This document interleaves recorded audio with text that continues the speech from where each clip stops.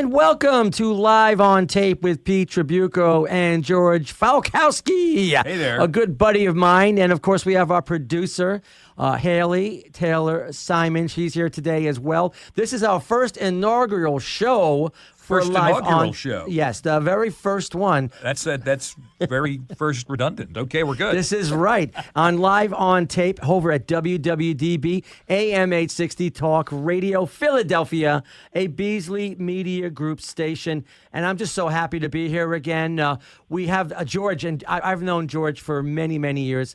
You might know him from Channel 29 here in Philly, as well as News 9, Channel 9, News 12, New Jersey for many, many, many years. Good buddy of mine. First time we're actually working together, and I'm just really glad to have him in studio. And then we've got Haley. You might know Haley from the Philly Fanatic, one of our sister stations. How are you doing over there, Haley?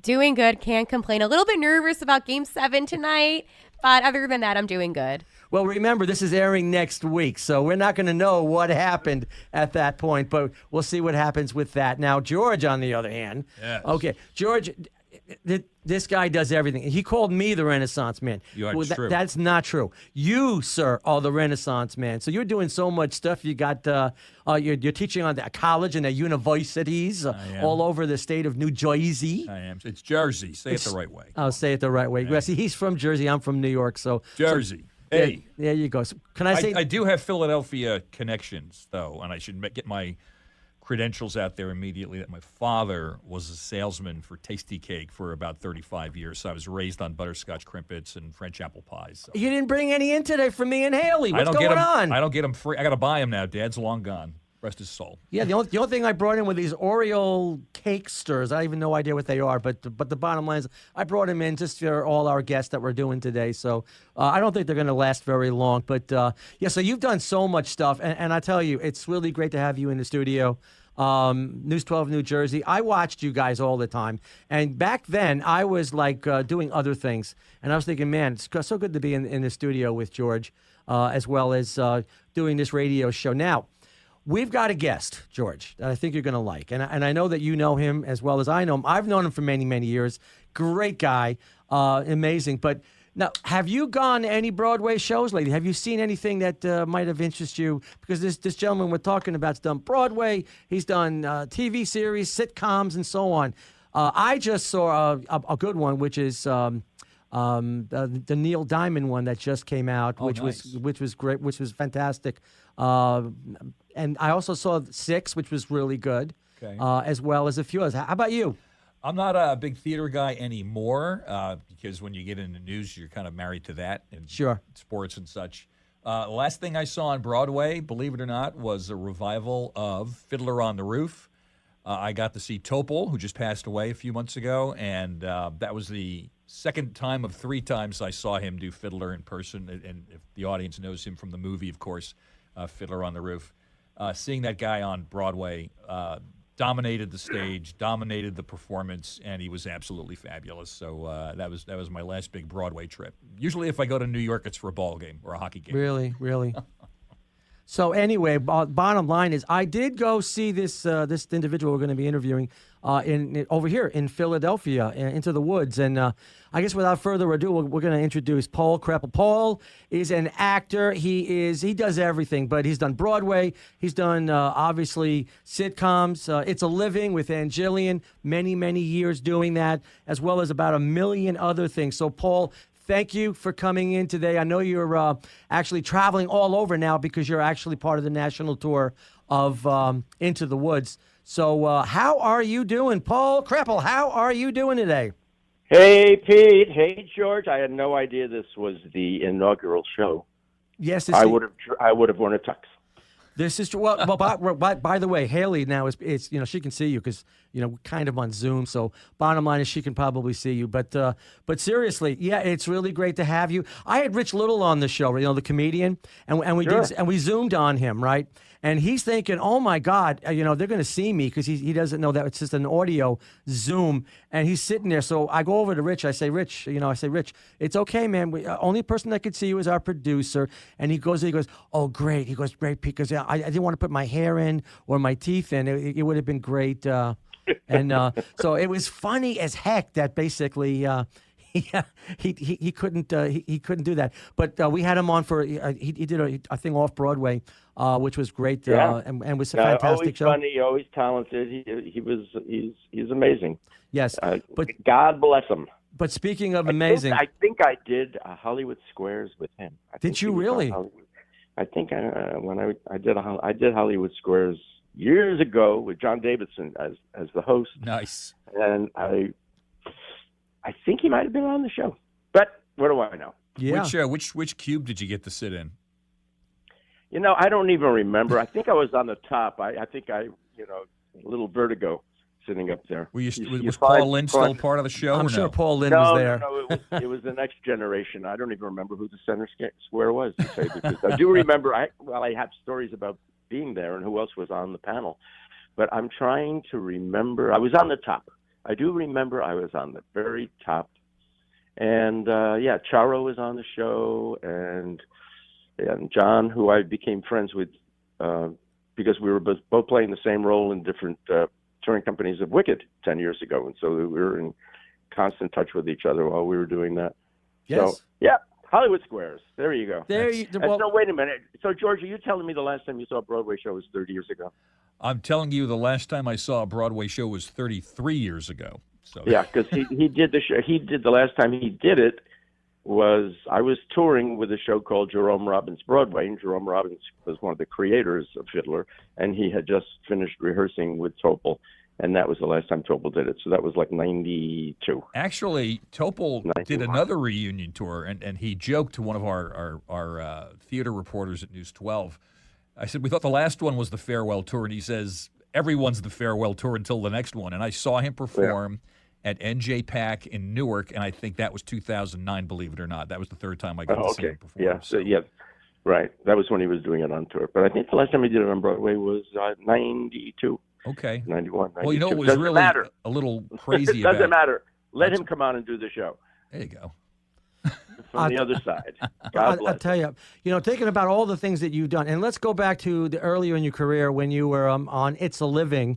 Of course, Angeline, we all know Angeline was on that, but you were the piano player who basically tried to pick up all those gals in that show. Yes. You had one heck of a time. In fact, there's a video going around now that basically of one of the songs that you actually sang during the show, which now I guess it's gone viral or something because I've seen it several times. That's the one that you performed. We talked about this when I went to see you over in Philly with Into the Woods. How did that come about that you were able to get that?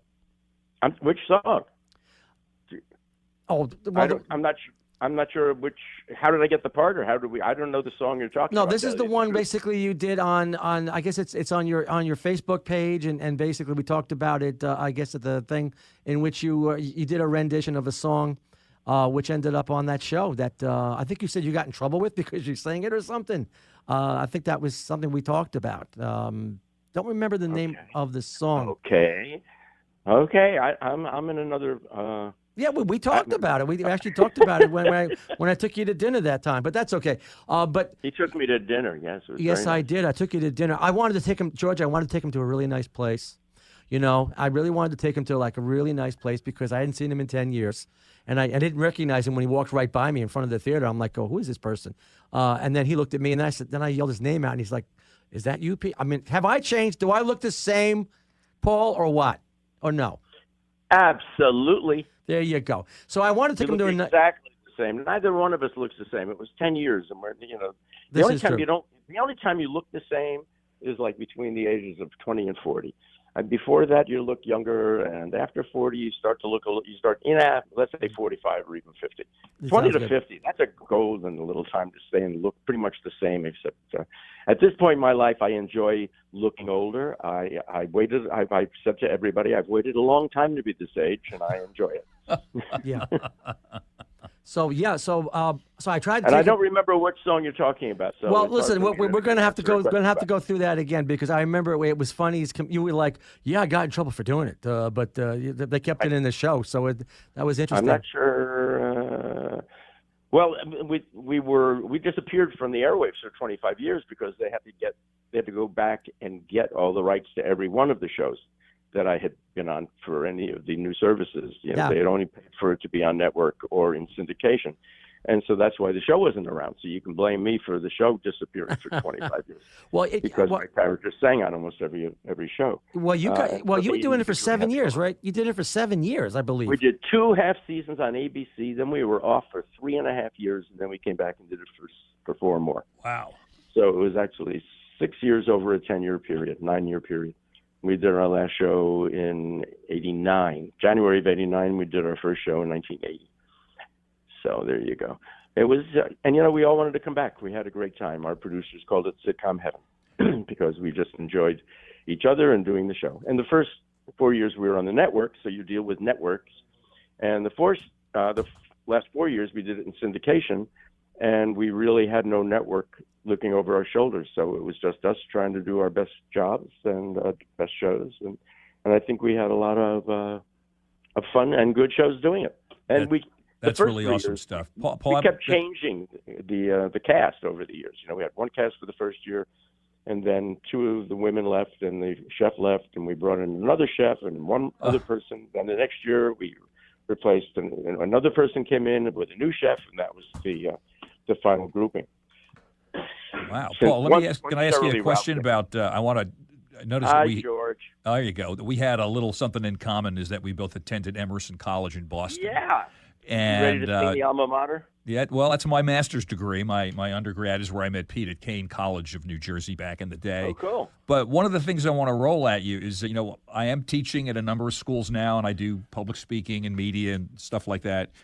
And if anybody gets their kids to listen to this, who are trying to get into some type of performance media, whether it's TV, radio, theater, comedy, what did your college experience do to help you to prepare? Because Emerson's a big performance school for people who don't know. They do all types of performance there. I went in there for mass communications and get my master's so I could teach, and that's working now. But what was your experience there like, being in Boston at that time and just being part of that community? Well, I was there a long time ago, as you know, and I was there when the world was changing, and we were all leaving home for the first time, and that's what you do to go to college, and that's mainly what the experience of college, I think. That's the most rewarding part, is that you are going to create the person that you want to become. You've left home, and you are now finding the people that you will have friendships with for the rest of your life. I still have friends from high school, but a lot of the relationships you have in school and college are like-minded people. And I found an incredible community of people in Boston and at Emerson. And Emerson was smaller then, so we all knew each other. And so I was dabbling in radio a little bit, and there was no film department at the time, but we had a theater department. It's before there was a musical theater department anywhere. And so it was really just a very creative time. And I think to talk to anybody who's doing it, dabble in all of it. Try everything. Great and advice. And keep a real life going on too. Know what you love to have in your life and always keep it alive. Well, but try it all. I really did try it all. And some I found success in certain areas, and other areas I said, that's not for me. And because there's really a broad spectrum of things that one can do in the entertainment business. I love the community. I love the energy. I love the creative energy that's in the air. So if I hadn't found success as an actor or director and even enjoyed producing sometimes, I would have been very happy to have been bringing people water or answering the phones or just taking care of people. Yeah, we've all delivered sandwiches or coffee or donuts at some point. So. This is true. We're doing a reading of a play that my girlfriend, my partner, and we work together, and we've known each other for almost 50 years now. But she wrote a play, and we're doing a reading of it next week. And so yesterday I spent all day, and it was about 85 or something in New York, on the subway, delivering the scripts. I was doing the PA work, delivering the scripts to the people that are in the reading next week so that they could go over it, the hard copies.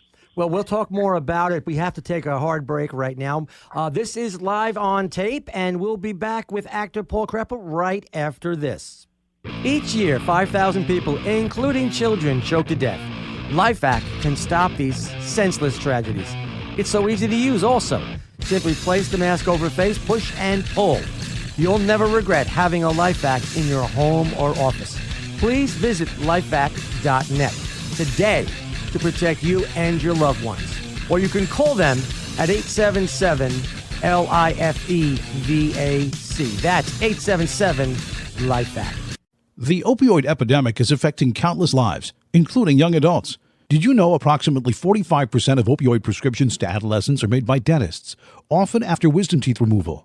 These drugs carry risks, but you can help reduce your risk or the risk for a loved one. If prescribed an opioid, ask your dentist to consider limiting prescriptions to 3 days, using over-the-counter pain relievers, and properly disposing of unused medications. For more information, go to shatterproof.org.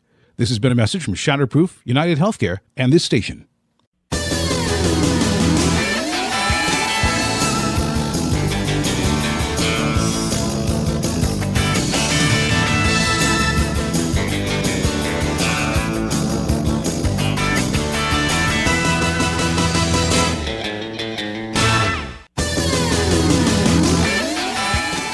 Welcome back to Live on Tape with Pete Tribuco and George Falkowski, as well as our fabulous producer, Haley Taylor Simon, and we're just so glad to be here. We've got an incredible guest to be our first guest. I'm not going to say it again. Very first. Okay, our very first guest on the show, and of course I'm the first guest. Yes, you are the first one. Inaugural. The inaugural, but you can't say first and inaugural because the professor over here will tell me that's redundant. Do not do that. It's the Department of Redundancy Department. There you go. There you go. I remember this song. We figured out the song that I had done on It's a Living that you were asking about. I did a version of "Oh Black Magic," which is a wonderful song, and they gave it to me to do as a song, and I said I want to do it the way Louis Prima and Keely Smith did it. So anybody go and Google that and hear them do it. But I did a tribute to them, and did both parts just a little bit, and it was just sweet for me to be able to do it because it's one of my favorite songs, and I just love Louis Prima and Keely Smith. This is true. So this is that true. Was it. But we did have the rights to do it, so it wasn't. It never would have gotten on the air otherwise. You know, I'm just looking at your. That brings us up to the present tense, and I love the fact. I love the fact that George went to Emerson. Emerson has its own little mafia of people that went there. Oh, look at that! Look at that! You've actually established a rapport with Paul, and you did it within 30, maybe 20 minutes, maybe. I believe that I can find something in common with anybody, and Paul, Emerson, we're good. We got the purple T-shirt someplace back at home. Purple. We do. Really? We do. Color, absolutely. Purple and gold or yellow, I forget. Yeah, and just as a quick aside for people who don't know, Emerson was not a college campus. It was literally a row of brownstones on Beacon Street in Boston. You went to school in a brownstone. Wow. And they were all kind of interconnected. It was pretty wild. Pretty cool.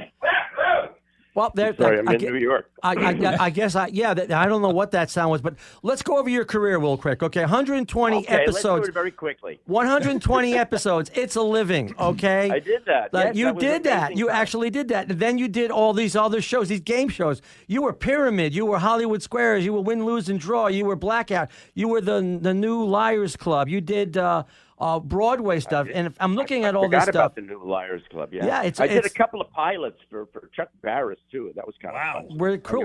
Yeah, I see you with a dad in that '70s show as well. Okay, I was Mila Kunis's dad. Yeah, how was she to work with? Oh, they were all just brand new. I was there for the pilot, and I knew that it was going to be a hit, and they were just all excited. And she was adorable. She was just 16? Yeah.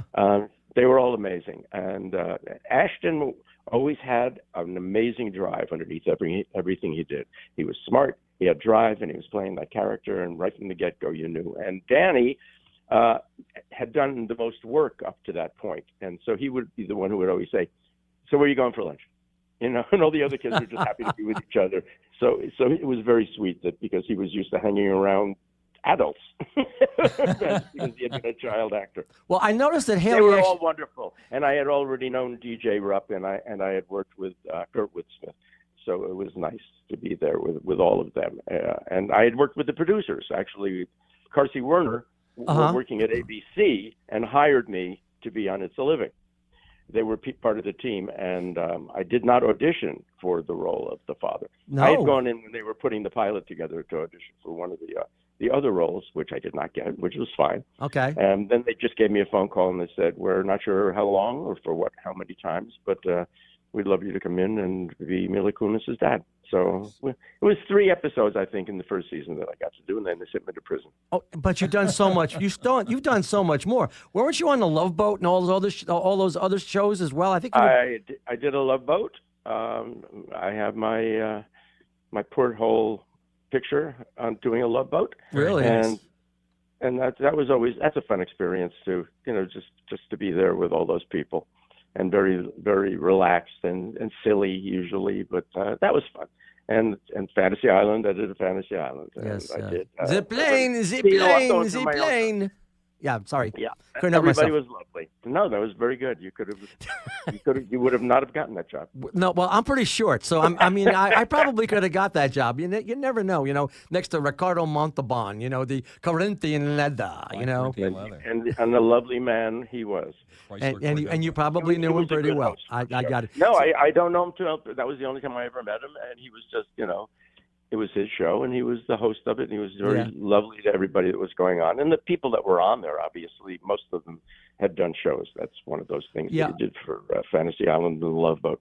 But there was a young lady who was on the Love Boat. No, I'm sorry, on Fantasy Island, because it was Bob Denver and I were sent to Bob Denver. A prehistoric. We wanted to go to a tropical place with beautiful women. Oh, okay. That's right. And so we were sent to like a prehistoric time caveman era with dinosaurs, but there were beautiful women too, and one of them was a great young lady. I don't know how old she was at the time. Beautiful young woman named Patty Cotera, who became Apollonia when she started working with Prince. That's right, Apollonia. That's right, in Purple Rain. Dinosaurs and pretty girls. That's like every little kid's dream. Yeah. Hey, listen, we got Haley here, okay? I mean, Haley, you're laughing. She's laughing. She's like listening to all this stuff. Do you remember any of these shows, including like the 70s show or any of that stuff? Or I'm going to date myself here. I remember like replays of the 70s show, but not actually the show live. I do apologize. I am a little bit younger. I can appreciate it. I know. I told you I was going to be dating myself here. Yeah. But from what I understand, you are a sports guru. I mean, you and George, you guys should actually get together, because I've heard you on we have a sister station, the Philly Fanatic, and they constantly call on you to come up with stuff, and you do, and you're really good. You're really good at that stuff. That's great. Yeah, so in addition to everything else, basically, she's also, if you want to bet on teams or do any type of the fantasy stuff, you talk with Haley over here. She'll help you out big time, right? Win you some money. The best I can do. There you go. Hey, Paul, Good for you, Haley. I've got another actress question for you. Yeah. Because my parents, I grew up watching their stuff, which was, my dad was a John Wayne guy, and my mother loved the musicals and such like that. And we have this new wave of actors and actresses who we have come to know as like I would say Tom Hanks, if it's a fair comparison, might be this generation's Jimmy Stewart, the way he's so mobile and the way he can adapt to so many roles.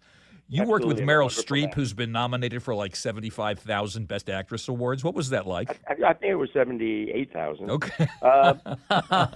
That's funny. Well, it was at the beginning of all of our careers, and she was actually shooting Kramer versus Kramer while we were doing a workshop at the Public Theater. Great movie. Of Alice in Concert, Alice in Wonderland, and she was brilliant in it, and she was impossible not to just fall in love with working with. Because she would look at you, and she gave what she just would give you by looking at you, made you think, wow, I'm either really good or she's a really great actress, because she made you better just by the way she played with you. Yeah, she was great. And she's played so many different roles too. I mean, I mentioned Hanks. There's nothing she couldn't do. There's nothing she could not do. At one point, we were saying, okay, we're doing Painted the White Roses Red, and there was a song about it, and what's going to be happening on the stage.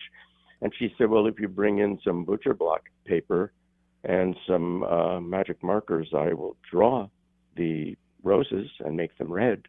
Wow. And when we said, yeah, well, what's that going to look like? Well, they look pretty darn good. She can paint. She can paint. She can dance. She can sing. She can act. But she does it all just, not showing off. She is remarkable as a human being. George, Tom Hanks was a doll. I just ran into him not long ago. Really? We were both on ABC at the same time. And he's a person who remembers things. So, because he came to see Into the Woods on Broadway. That's right. And he and Andrea Martin and Marty Short were all there at the same time. So wow, Second I went City, up to say hello. Well, because Andrea went to Emerson. And Oh, was she? I know her. That's the name I did not know. I went, so we were at Emerson together, and we've seen each other over the years. And I see Martin over the years because both of them were Godspell people. And so the Godspell community is also, we all know each other. Wow. They both did it there was the amazing original Godspell company of I'm bouncing all over the place, of Toronto, was Victor Garber, Andrea Martin, Martin Short, Gilda Radner, Eugene Levy. Okay, All Second City people. All Second City out of and before Canada. they did Second City, they were in Godspell in Canada, and their musical director was Paul Schaefer. That's Yeah. amazing. So that was the Toronto company and I put a little 50th anniversary YouTube thing that over COVID, so a lot of Zoom calls, but Sure. a little Q&A and trivia about the original companies. There were 12 of them within the first year of the show being done in New York. That doesn't happen often. So anyway, back to Tom Hanks. So I ran into him, and it took 2 seconds for him to be right back there doing promos that also became a little viral on YouTube of introducing the new season. And he and I are dancing in tuxedos with all the stars of all the shows. You can see it. We're only together in like one clip. And he said to me, I think we were probably good actors. And the fact that he included me in the sentence made me, it was like, can I quote you? And then he said, but I think we got hired because of our hair. Because this both is true. of us at the time had big, long, curly hair. Oh, your hair is still good. You guys still got a nice head of hair there. Come on. Yeah, but come on, Paul. I don't have my Jufro anymore, You told me a story. You told me a story when we went to dinner about how you asked, was it Martin Short to take a picture of you and it was at that same event. It was at that. Yeah, same yeah. event. It was so funny. Tell that story. Tell that story real quick. It's funny. I've known Marty for a long time, and he's just one of the funniest people on the planet. So we were all there, and I'm talking to Tom for a minute while Martin and Andrea were talking to other people from the cast of Into the Woods, and I turned to Marty and I said, Marty, I want to get a picture with somebody famous. Could you take it? And somebody else took the picture, so I have a picture with me and Martin Short and Andrea Martin, and photobombing the picture, sticking his head in from the behind and looking kind of like, what's going on here, is Tom Hanks. Nice. The original picture was supposed to be me and Tom Hanks, but that was the way it ended up. Yeah, so that's something else. It was lovely to just run into them because they all have they're all hilarious. They're all good people. And, okay. I said, I love this because of the community. I do. Well, listen, we got about a minute before we go to break, but George, you haven't seen this, but I'm going to tell you. Here's all the things he's done, and then we'll go to the Tony Awards later. Okay, but you've done Suddenly Susan, The 70s Show, Step by Step, ER, Sybil, California Dreaming, Tom and Jerry Kids Show. You've done My Two Dads, Open House, Murder, She Wrote, Doogie Howser, Timeless Tales of Hallmark, It's a Living, of course, Night Court, Remington Steele, Love Boat, Fantasy Island, It Takes Two, Laverne and Shirley. You have done all those things. My God. That was the 80s and the 90s. And yet he still has time for us, which is awesome. I should get your autograph. I don't know why I missed it last time when I was watching you in Philly over there. So definitely got to get your autograph. But we are talking with actor and a nationally known actor, man, a cool guy, Paul Kreppel, and we'll be back with Live on Tape right after this. Each year, 5,000 people, including children, choke to death. LifeVac can stop these senseless tragedies. It's so easy to use also. Simply place the mask over your face, push and pull. You'll never regret having a LifeVac in your home or office. Please visit lifevac.net today to protect you and your loved ones. Or you can call them at 877-LIFEVAC. That's 877-LifeVac. Alana was diagnosed with Hodgkin's lymphoma, and it's cancer.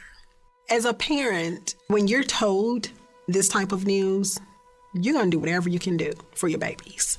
When we got to St. Jude is when I realized that, no, you're not going to get a bill for anything.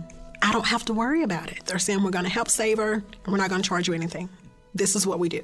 St. Jude Children's Research Hospital. Finding cures, saving children. Learn more at stjude.org. And Welcome back to Live on Tape with Pete Chabuco and George Fakowski, as well as our producer, Haley Taylor Simon. We're with actor Paul Kreppel. And I know that George has got a really great question for you. So, George, take it away.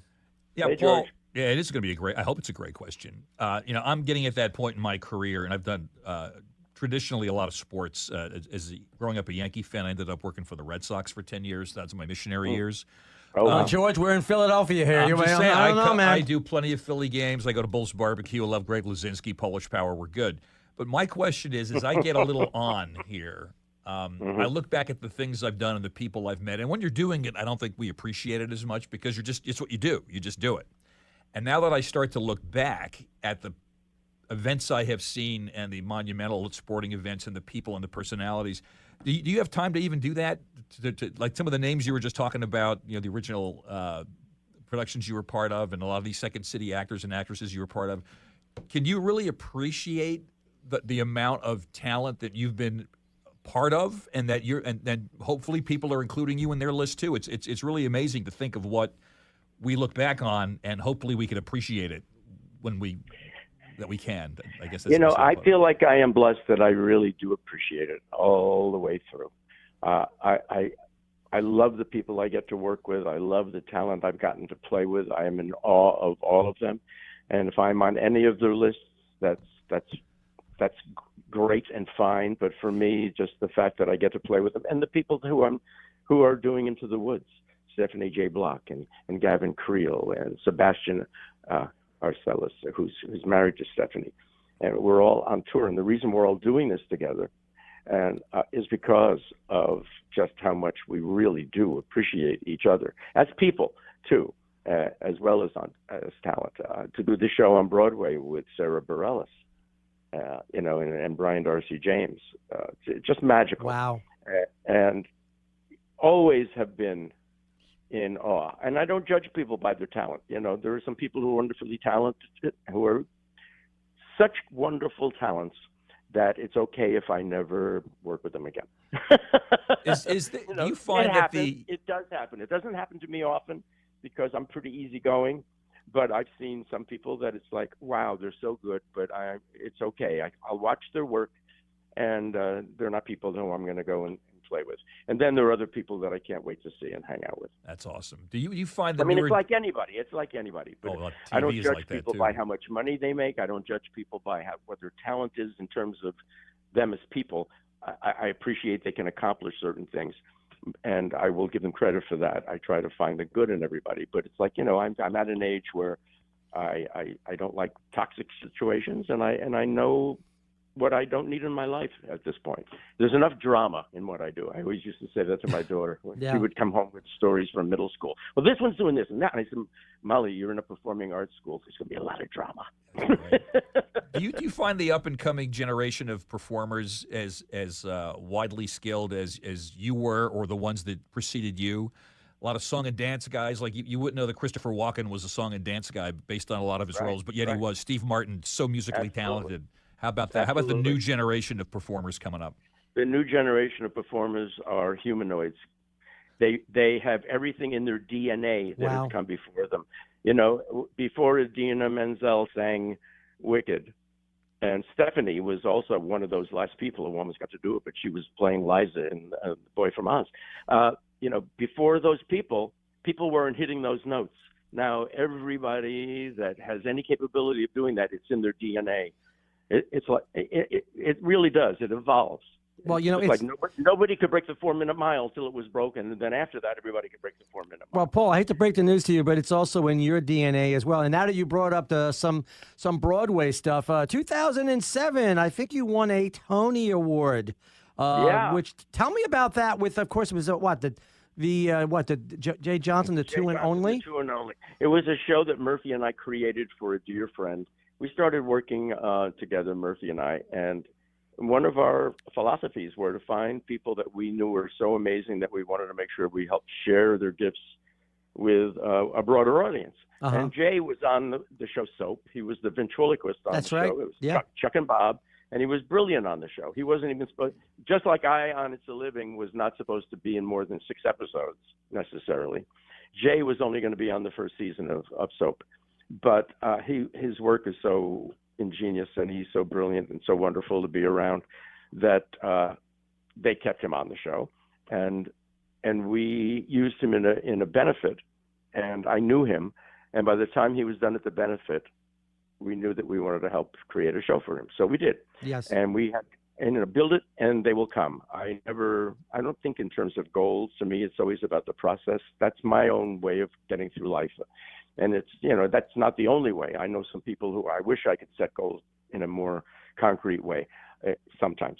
But we created a show, and it just found its way off Broadway and got glowing reviews, and made it to Broadway. And it was a very offbeat show because he's a ventriloquist, but it was not what anybody expected. It was not him on a stool just holding puppets. It was about the origins of ventriloquism, the history of it, his mentor, his relationship with his mentor. It was a spiritual journey and a beautiful show. And we were rewarded with a Tony for co-creating, co-directing, and co-directing. Co-directing, co-producing, and co-creating. Did I say all three of them? Creating, directing, and producing the show for him. And I just saw him in New York, and now I have another week off coming up, and Murph and I are going to go with him and visit his brother in Texas because we're all family for a few days. It was a magical time for everybody involved. An amazing team that was put together to make the show a success. Hey, so I have a question for you. And Hi, Haley. How are you? Thanks for hopping in. Anytime. Now, I'm curious. People know you as the actor, right? Is there something that people may not know about you that you have a passion in, a hobby in that, may not be known? Wow. Well, I love music, and that goes beyond musical theater. I do musical theater sometimes for a living. But I do enjoy music and have always had as many instruments. I'm sitting in my New York apartment right now next to my guitar, and I have guitars all everywhere. And I'm not a great player, but I love it, and I can usually play with anybody. I think music is something that has always been very important to me, and it's probably why I ended up getting it for a living.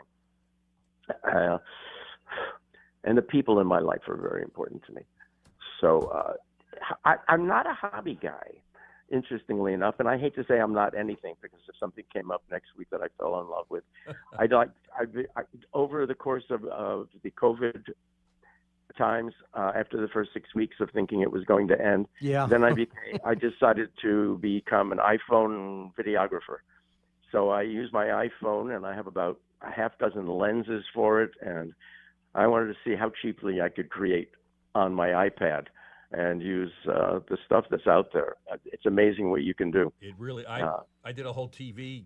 I worked at a show called Chasing News. It was a non-union I remember that. shop. Yeah. And every story that I ever shot, and they're on YouTube and the website and stuff, we shot with an iPhone because it's 1080p, just like the best cameras you can get. That's and right. Video's awesome, and you can edit on your phone, which is even crazier. You can edit on your phone or on an iPad. I need a little more room. But this ties into what we were saying about, I think, the kids now. The talents on Broadway. And George, if you come to see a show, pick one that's got a lot of people in it that are just busting their butts, because the ensemble work is mind-blowing. I did a little theater in high school, and in a sense, it almost prepares you for live TV, because the beauty of live television, and a lot of people at one of the shops I worked at didn't get it because the show's repeated and you could fix stuff if you didn't get it right the first time. I always enjoy the immediacy and urgency of having to get it right the first time. And not everybody's wired that way. And you find out in a hurry who can and who can't. No, that's absolutely true. And they didn't do it as much on TV, but some directors did. Jim Burrows always wants it to be done. You do it one time. This is going to be it. It's like a theater piece. And that was always his attitude. And so the people usually responded well to that. Now the kids today, just like I was saying, the DNA that, once something is done, it's like in the DNA of the people who do it in the next generation. Sure. When I was learning film directing, there was no playback that was being done. So the director, it was in their hands. By playback, I mean there were no monitors on stage showing everybody in the world what was being recorded, and no quad splits where they could see every camera if it was a 4-camera shoot. And then all the producers and all the network people, then they started seeing all the 4 cameras, and all of them in their minds were directors. And that's when they started telling the directors, well, why don't you do this? Why don't you do that, while it was going on? And that it changed the game. But now, because kids have phones that are cameras, I'm seeing 12, 15, 25. By the time they're 25, they can hold their camera and they can shoot the show the way it took me years of training to learn how to do, without even thinking about it. And they don't even, they couldn't tell you what they're doing, but they know when to go in for a close-up. They know when it's amazing to me to watch the younger people that I'm working with now, who I absolutely adore and learn from. Oh, and by the way, I learn from my children. They love you. I mean, when I was seeing you all over, and again, I saw you in Wicked. You were amazing in Wicked. I mean, I like Thanks, Joel I Grey. love I think doing Joel Grey did a really good job on Broadway. But I'll tell you something, and my wife, and we talked about this when we took you to dinner. My goodness, the way you got into that character. Okay, you got into the Wizard, and you did it even better. And Joel Grey is very talented. You did it even better than Joel Grey. It was just amazing how well you did it. I would never. I don't personally. I wouldn't compare myself to anybody, but I would say that he helped create a template, and then even the template evolved over the years. Sometimes I have found, as a director and as an observer, sometimes an original cast, they create something, but then you learn from that. Because then over the generations of a show, people will then bring new things to it that are additional pieces that make it even a more powerful piece. So if you felt that way, part of that was because the Alphabet I was working with at the time, Christine Dwyer. Oh, she's amazing. Amazing. Friends, is a laser on stage, and the relationship that we had made going to work a joy every night, and I think that came across. People said, "Oh, it's an extraordinary relationship that the two of you have with each other," and I thought, well, that to me was the most important thing about what I was trying to do with that role. And thank you. That means a lot. Well, it's true. I mean, I calls them as I sees them. You know what I mean? So it was just great. And now the latest thing is you're in a national tour with Into the Woods. By the way, I saw the show. It's amazing. And the thing I really love is that the 2 leads in that show, okay, the baker and the baker's wife, they were actually outside of the theater, and you walked by. And they had their little kid with them, and they were drawing stuff on the sidewalk, for I guess it was for Easter and everything. And they came over and they stopped what they were doing. It's like, hey, Paul's here, man. Wow, Paul's here, And I felt like I was in company of the, like the king or the queen of the, every time I walked by, it's like, it's Paul, it's Paul. Everybody stopped what they were doing. So I thought that was pretty cool that they really, you mentioned about the kids, but they really respect you. They know what you've done. And they're just so glad just to be around you. It's really neat. Can I be on your show again?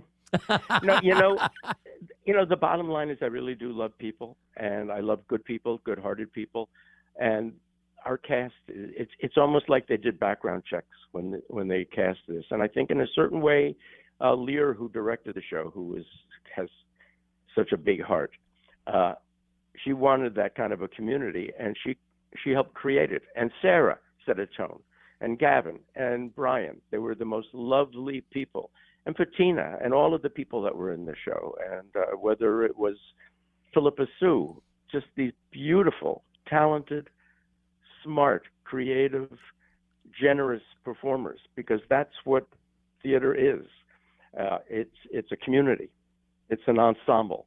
And when you work as an ensemble, you get that result and you get that twinkle in the eye. It's a living with that, too. I think you could see the joy that we had playing with each other in the show. And, when you do 22 to 26 shows a year, you have some really wonderful shows, some really good shows, and a couple of shows that are like, every once in a while this is going to happen. You got a lot to write. But you could always see the twinkle in our eye that we were there to make it as good and as much fun as we possibly could.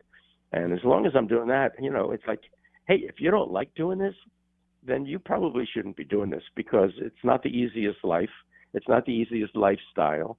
Some of the best actors I know couldn't deal with that, because there's a certain amount of insecurity that you have to live with it as you're an actor, because it's always like, I think even Jimmy Stewart used to say it, every time he has a job, as soon as it's over, he's thinking, I wonder if now they're going to figure out that I don't really have talent, that I don't know what I'm doing.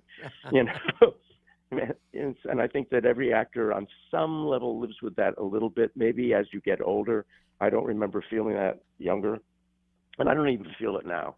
I've always just gone with the flow of where the universe takes me, and I have been blessed to have two beautiful, wonderful children, and now a wonderful partner who, we will spend the rest of our lives together, who I've known for 50 years, but we've been together for 20, Amen. And who we create together. And, I am blessed by the people that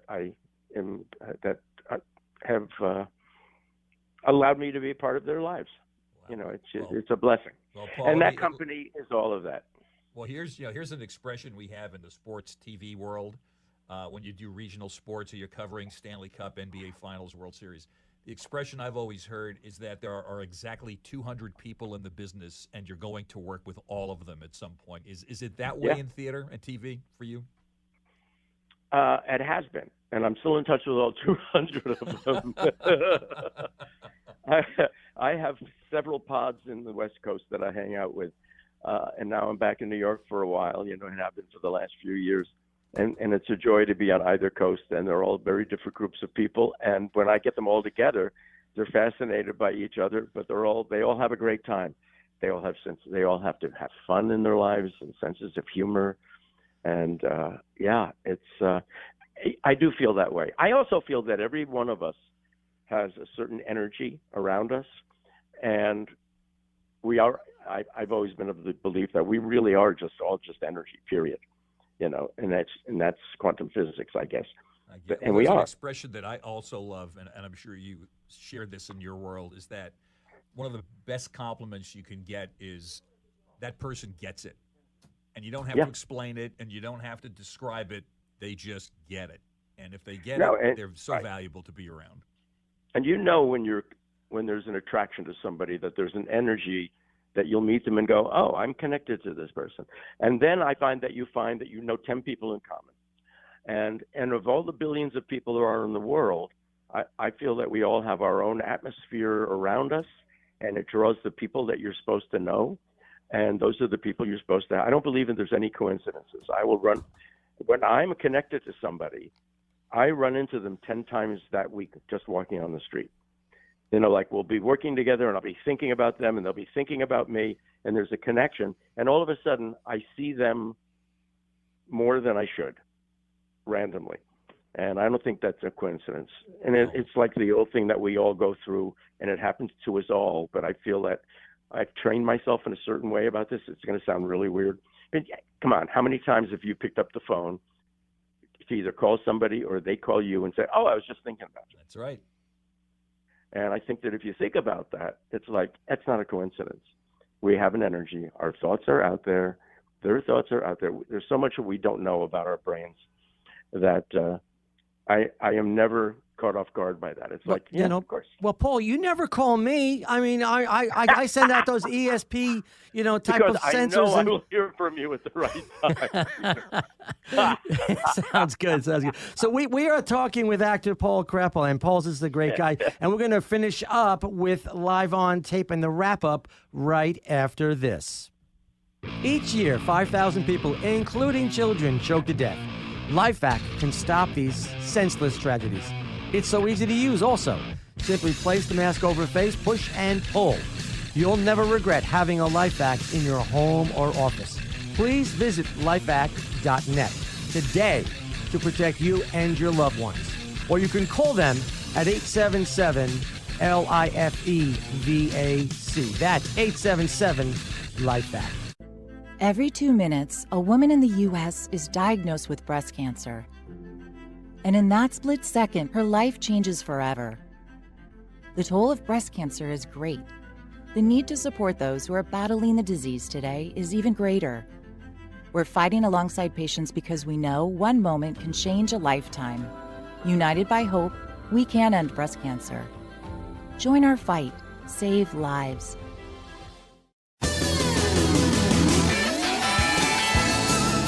And welcome back to Live on Tape with Pete Chabuco, George Pakowski, and producer Haley Taylor Simon. We are talking with the one and the only actor Paul Kreppel. Even though I've sent out signs for him to call me, He never does. I have to call him, and he's just so busy. Paul, Hey, he called in today, buddy. You're the one who's busy. He called in today. That's all you got to worry about. well, listen, Paul, right now I am wearing my Tony Award shirt. I've got my Tony Award bag. I've got my Tony Award cup with me. No, I've not been up for a Tony Award, but I managed to sneak in during one of the Tony Awards, and I got in, and basically I had a really good time. So I'm wearing my shirt today on behalf of you, of course, the 2007 Tony Award winner. That's fun. So I'm holding my Tony while I talk to you. Just oh, geez, what a difference, I walk around. I just carry it around all the time. And all I got was a bag and a shirt. That's all I got out of this thing. I knew a guy that wanted. I'm not really carrying it. I knew somebody that wanted to turn his Emmy Award into a hood ornament on his car. So I can understand the feeling. Here's the thing about the Tony Award. So we got the Tony Award in 2007, and we actually I won't go into the details, but we have one Tony Award, and then we were going to get the other Tony Award because Murphy can have one too. Murphy Cross, my partner, and so we were going to go and buy a Tony Award. Well, they were bigger when we bought them for her. I think they got in competition with, being on television. They wanted the awards to look bigger. So her Tony Award it seems to have been made better. I think it's the inscription on it, I think it's a better, I don't know what it is. It's bigger. It's shinier. She got a bigger Tony Award than I have. Yeah, the Emmys changed them a few years ago, too. The local Emmys, like I would attend the New York Emmys year to year with the new stuff, and all of a sudden, one year they went to the round base and not the rectangular base, and everybody had to try to win the round base because it was bigger and cooler looking. So right. So, but mine is in New York, hers is in L.A. So wherever we go, we can walk past the Tony and say, and flick it because it does spin. Now that you have this Tony Award, do you just go up to people that you meet and say, "Hey, so I have a Tony Award back at my house," or how does that come up in conversation? Some people joke with me. There are a couple of people that whenever they see me or talk about me, not people I see a lot, thankfully, but people who I love, who they just, Tony Award winner Paul Kreppel. It's nice. It's part of my name. That's not a bad name then. No, it's it was a real blessing, and the fact that it was for somebody else's show actually made it even more special. It wasn't about something that I was standing on stage doing. It was something that we helped create for somebody else. I think that made it even more special for Murphy and I. So what's next for you now? When his parents would come and see him on Broadway, talking about his life and hearing them talked about in a show on Broadway, I mean, we just sit there and cry. And we've done other things like this for a couple of other people. And anytime the parents would come, Murphy and I just sit in the back and cry. Aww. We're just these stupid little kids. Okay, so we got 3 minutes left. What is next for you? Tell us about the national tour, which you are doing right now. Of course, Into the Woods, fantastic show, such great people there. What else is going on? I know you talked about earlier that your partner is doing a play as well. When is that going to happen, or can we even talk about that? We've got about, like I said, 3 minutes left, so please let me know about that. I can talk about it quickly. We're doing a reading for people. Okay. We're doing and it's called Hoofers, and it's about a reunion of dancers who are coming back to promote the revival of a show they did 50 years before, and they're supposed to do a dance number from it, and there's only 4 of them, and so it was dancers from 50 years ago are getting together, so that means they're about 70 years old, and so Murphy is doing it, and a woman named Brenda Braxton, who got a Tony nomination for Smokey Joe's Cafe, and Donna McKechnie, who was the original Cassie, is in the reading from Chorus Line. Wow. And Bebe Neuwirth, who we all know from Chicago and Cheers and Frasier, and now she's on Julia, a wonderful show. Those are the 4 women, and the younger stage manager, who is actually the person who's Milky White from Into the Woods. He's reading that, and we're just doing a reading for some industry people and for some people who are excited about seeing all of them together. It's a play, but it's so wonderful and it's so funny. And Murphy wrote it with her daughter, who's an outrageously funny contemporary artist. And together they have created a really beautiful, hilarious piece. And we can't wait to let some people see it. And so who knows? You may see Hoofers in your future. We hope so. In terms of the tour, we'll be in Nashville probably when this airs, and then we'll be in Orlando. Then we're going to be in San Francisco for a week at the end of June, and then 5 weeks at the Amundsen in LA, and that'll be the end of the tour, and we will all hug and become part of each other's lives forever. Well, listen, it sounds really good. For ladies and gentlemen, basically, we have been talking with an incredible person, Tony Award winner, actor Paul Kreppel. Paul, you'll definitely be on the show again on behalf of myself and George, and of course our beautiful Haley. Thank you so much, and we will again talk I wish with you all the best. Thank you so much.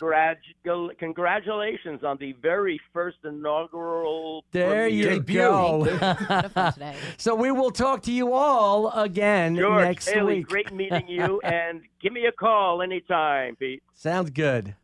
Take care. Best of the fam.